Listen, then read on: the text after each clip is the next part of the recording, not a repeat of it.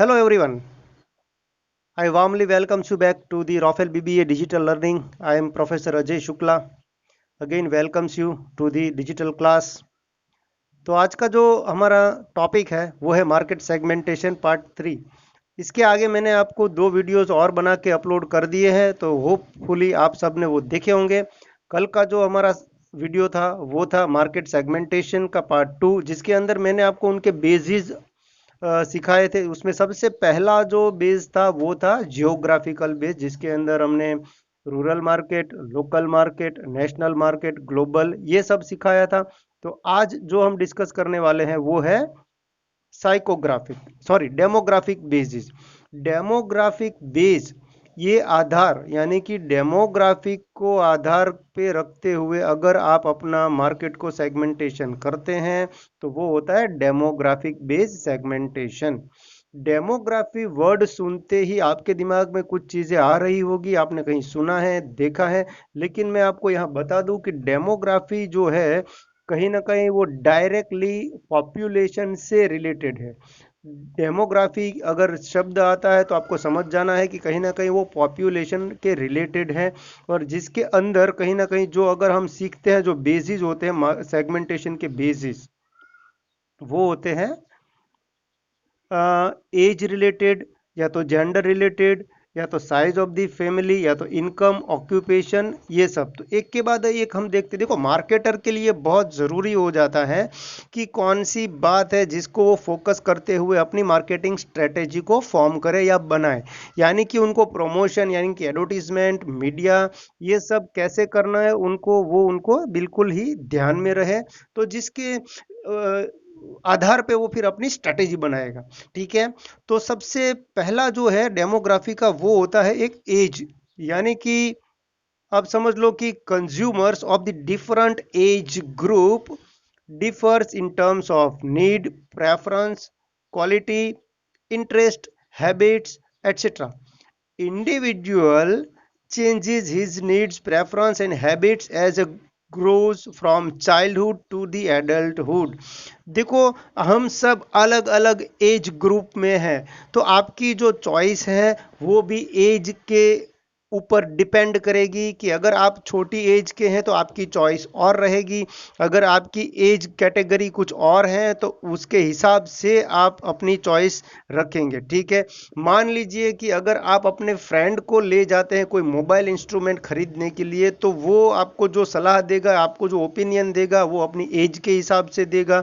लेकिन अगर आप अपने कोई रिलेटिव को, अंकल को ले जाते हैं साथ में, या तो अपने फादर को ले जाते हैं, तो उनका ओपिनियन और रहेगा। ठीक है, तो एज वाइज चॉइस रहता है। तो आपकी प्रोडक्ट जो है वो कौन सी क्लास में, कौन सी एज ग्रुप को बिलोंग कर रही है ज्यादा से ज्यादा, तो उसके आधार पे आप अपनी स्ट्रेटेजी को फॉर्म करेंगे। यहाँ पर कुछ एग्जांपल्स है, जैसे कि देखो चॉकलेट्स हैं, क्लोथ्स होते हैं, बाइसिकल्स है, मोटरसाइकिल्स है, या तो फिल्म आप देखो कि जो मूवीज बनते हैं वो भी एक एज कैटेगरी को ध्यान में रखते हुए ही वो मूवीज बनाते हैं। जैसे कि बच्चों के लिए जो फिल्में बनती है कई बार सिर्फ और सिर्फ एडल्ट लोगों की फिल्में बनती है, कई बार जो एक फैमिली वाले होते हैं उसके लिए बनती है फिल्में। और अगर एक और एग्जांपल यहाँ पर बुक का है, तो बुक एंड मैगजीन भी आप देखें तो वो भी एज कैटेगरी को ध्यान में रखते हुए ही वो अपना पब्लिशिंग करते हैं। ठीक है, तो उनका जो सेगमेंटेशन है वो कौन सी, उनकी प्रोडक्ट कौन से सेगमेंट में बिलोंग करती है उसके आधार पे फिर उनकी मार्केटिंग स्ट्रेटेजी बनेगी। ठीक है, मुझे लग रहा है कि आपको समझ में आ रहा है ना समझ में? अच्छा ठीक है, तो आगे बढ़ते हैं। देखो सेक्स और जेंडर, तो ये जेंडर जो है उसके आधार पे आज देखो पूरी दुनिया में आप देखें तो लोग जो है वो मेल और फीमेल कैटेगरी की प्रोडक्ट को बहुत ही ध्यान में रखते हुए अपना मार्केटिंग करते हैं। कई बार देखो एक जमाना था जब जो परफ्यूम या ये सारी चीजें हैं या तो कॉस्मेटिक चीजें हैं तो वो कहीं ना कहीं सिर्फ और सिर्फ फीमेल्स के लिए बना करती थी। अगर हम कॉस्मेटिक की बात करें, अगर आपको क्रीम लगाना है तो अगर कोई लड़के ने क्रीम लगाया तो कोई हंसी मजाक उड़ाता था कि ये तू क्या लड़की हो जैसे कर रहा है, लेकिन मार्केटर ने बिल्कुल उसका फायदा उठाया है और आज वो फेयर एंड हैंडसम क्रीम भी बना रहे हैं, क्योंकि उन्होंने पकड़ लिया कि ये हमारा सेगमेंटेशन अगर हम अलग करें तो उनको जरूर से फायदा मिलेगा।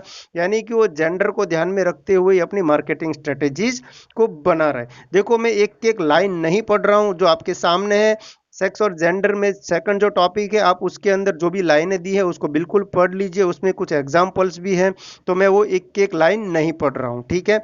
और तीसरा जो टॉपिक है वो साइज ऑफ द फैमिली है। तो साइज ऑफ द फैमिली है, marketer can be also segmented in terms of the size of the family also. उनकी ज़रूरत है, नीड या तो साइज और क्वांटिटी, फ्रीक्वेंसी जो होता है परचेज का, how frequently you are going to purchase, and packaging, even quality. देखिए एक ज़माना था जब पहले कुछ जो आइसक्रीम होते हैं या तो कुछ और पैकेजेज होते हैं, तो वो क्या छोटे आते थे, लेकिन आज अगर आप किसी को बोलें कि मुझे फैमिली पैक चाहिए, तो फैमिली पैक में भी अवेलेबल हैं प्रोडक्ट्स। तो कहने वाली बात है कि जो अगर बड़ा फैमिली है और अगर जॉइंट फैमिली है तो उनकी रिक्वायरमेंट्स अलग है, अगर न्यूक्लियर फैमिली है तो उनकी अपनी और रिक्वायरमेंट्स होती।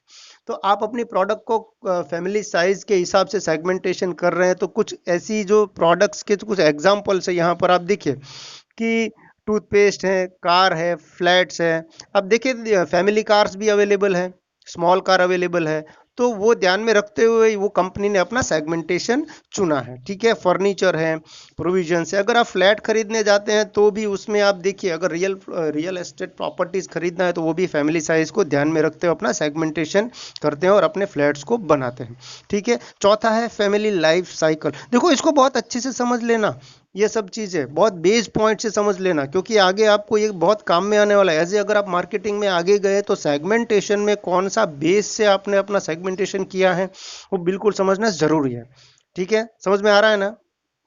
ठीक है। Family life cycle, according to family life cycle market can be segmented into several segments such as single, newly married, family with one child, family with aged parents and so on. आप अपनी कौन सी life cycle के stage में से पसार हो रहे हैं और आपका रहने का या तो कैसा है, उसके आधार पे फिर आपका सेगमेंटेशन बनता है। पांचवा है income. Income is a very powerful determinant of the need and want. दोस्तों एक बात बिल्कुल आप समझ लो कि जो इनकम होता है उनका भी एक अपना सेगमेंटेशन होता है। अगर बड़े लोगों के लिए जो जो चीज़ें बनती हैं वो शायद जो नॉर्मल या मिडिल क्लास फैमिलीज हैं वो उनको इस्तेमाल नहीं करते हैं, तो आप अपनी प्रोडक्ट को कौन से आधार पे सेगमेंटेशन कर रहे हैं, वो इनकम के आधार पे भी हो सकता है और बाकी जो मैंने बताए थे वो आधार पे भी हो सकता है। तो इनकम की अगर हम बात करें तो नॉयल्टी एंड स्टाइल है, companies dealing with the automobiles, clothing, cosmetic, furniture या तो travels, footwear, electronic products, clubs and hospitals, ये सारी की सारी जो प्रोडक्ट कैटेगरीज है, रेस्टोरेंट्स, होटल एटसेट्रा, तो ये सारे इनकम आधार पे भी सेगमेंट हो सकते हैं।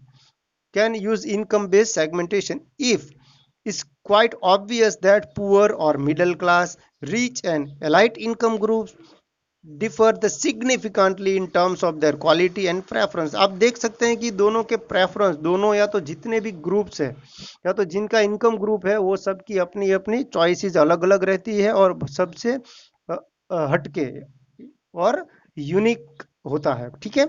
एजुकेशन, अगर एजुकेशन वाइज अगर हम देखें तो education makes a very difference.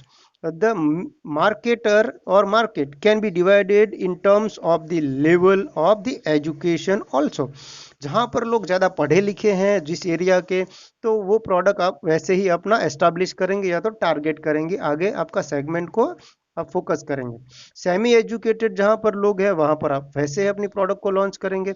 Literate can not, illiterate people cannot read and write, so semi educated can be read and write with limited capacity। ये सारे उनके एग्जाम्पल्स हैं, आप बिल्कुल पढ़ लेना लाइन टू लाइन और याद कर लेना। और नेक्स्ट है कास्ट एंड सोशल क्लासेस। तो कास्ट एंड सोशल क्लासेस की अगर बात करें अगर हम, तो takes place as per the caste and social classes. Caste and social classes are based on a very social system and income, both दोनों को ध्यान में रखना है। as per the social system there may be, hello, पढ़ते जाना एक एक लाइन। मैं अगर जब ये यहाँ पर टिक कर रहा हूँ तो ये बीच में आ रहा है इसलिए मैं इसका इस्तेमाल नहीं कर रहा हूँ मेरे पॉइंटर का, तो आप प्लीज़ इसको पढ़ते जाओ। लाइन कहाँ पर है? यहाँ पर कास्ट एंड सोशल क्लासेस के अंदर मैं अभी यहाँ पर पढ़ा रहा हूँ। तो as per the social system, second line में, after full stop as per the social system there may be higher class lower class. जैसा कि हम जानते हैं ना, lower class, middle class, upper class, higher upper class, ये सब हमने सुना है, लेकिन वो उसका एक सेगमेंटेशन का ही हिस्सा है। ठीक है, समझ में आ गया? Okay, middle class, higher class, etc. In Indian society we find number of caste and classes। हमारे अगर भारत की देश की बात करें तो यहाँ पर आपको काफ़ी सारे अलग अलग जाति और ज्ञाति के धर्म और काफ़ी सारे ऐसे क्लासेस मिल जाएंगे जो कि हम मिक्सचर है, all in one. So caste और the social class affects leisure activity, occupation, colour preferences. देखो अगर कलर की बात करें तो कुछ फैमिली या तो कुछ एक यूनिक ग्रुप है उनको वाइट कलर ही पसंद आता है, कुछ लोग हैं उसको ऑरेंज कलर पसंद आता है, कुछ लोगों को ग्रीन पसंद आता है, किसी को ब्लैक पसंद आता है। तो जो कलर कोडिंग रहते हैं आपकी प्रोडक्ट्स के, वो भी कहीं ना कहीं आपको सेगमेंटेशन जब करेंगे तो ये चीज़ें ध्यान में रखना पड़ेगा अपनी मार्केटिंग स्ट्रेटेजी को फॉर्म करने के लिए। ठीक है, और 8th नंबर पे है प्रोफेशन और occupation. On the basis of the profession और occupation the market can also be divided as a businessman, service class, farmers, labours, professionals such as lawyer, chartered accountants and doctors और actors, where writers etcetera. So आपको ये सारे class जो area में, जो geographical area अगर आपका है तो उसमें कौन से प्रोफेशन के लोग ज़्यादा रहते हैं, तो वो सेगमेंट को आप टारगेट कर रहे हैं, वो आपको ध्यान में रखते हुए अपनी स्ट्रेटेजीज बनानी है। ठीक है, मुझे उम्मीद है कि आपको अच्छे से समझ में आ रहा होगा। अगर नहीं समझ में आ रहा तो एक दो बार ये वीडियो देखे और दो तीन बार इसको सुन ले अच्छे से। ठीक है, और होता है एक religion. As per this base the market segments on the basis of the religions like Hindu, Muslim, Christian, Jew या तो fanatic, secularist and many other religions. Even in each religion there can be more sub religions. Followers of each religion have different needs, habit, preference, foods, clothing. देखो अगर हम हिंदू धर्म की बात करें तो जहाँ जहाँ स्वामीनारायण यानी कि जो सब रिलीजन है, वो लोग शायद वो ऑनियन या तो वो हम बोलते हैं ना जिंजर पेस्ट, ये सब शायद नहीं खाते हैं। मुझे लग रहा है कि वो प्रिकॉशंस है, तो उनकी चॉइस और उनके प्रेफरेंस हो सकता है, उनकी आदतें, हैबिट्स, उनकी ज़रूरतें हो सकता है कि अलग अलग हो। तो आपको ये चीज़ बिल्कुल फोकस करनी है और ध्यान में रखना एज ए मार्केटर कि आपका सेगमेंटेशन के बेसिस ये रिलीजन है कि नहीं है। ठीक है, मुझे उम्मीद है कि ये आपको बिल्कुल समझ में आ रहा होगा।